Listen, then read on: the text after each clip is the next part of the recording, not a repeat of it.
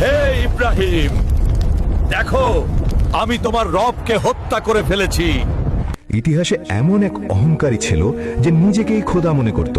তার নাম নমরুদ, যে মানুষ আল্লাহ তাআলাকে হত্যা করার দুঃসাহস করেছিল। হযরত ইব্রাহিম আলাইহিস সালাম যখন তাকে আল্লাহর পথে ডাকলেন, নমরুদ বিদ্রূপ করে হেসে বলল, আমি তোমার রবকেই মেরে ফেলব আর তার রাজ্য দখল করব। শয়তানের কুমন্ত্রণায় সে বানালো এক অদ্ভুত উড়ন্ত যান। 4টি বিশাল শকুনের সাথে সেটি বেঁধে দিল, আর শকুনগুলোর মাথার উপর ঝুলিয়ে দিল 4টি মহিষের তাজা মাংস।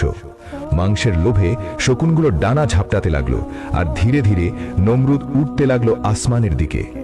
1 দিন, 2 দিন, 3 দিন, 3 রাত। এরপর সে আসমানের দিকে তীর ছুড়ল আল্লাহ তাআলাকে মারার জন্য। কিন্তু আল্লাহ পাক সেই তীরের মাথায় মাছের রক্ত লাগিয়ে তীরগুলো ফিরিয়ে দিলেন পৃথিবীতে।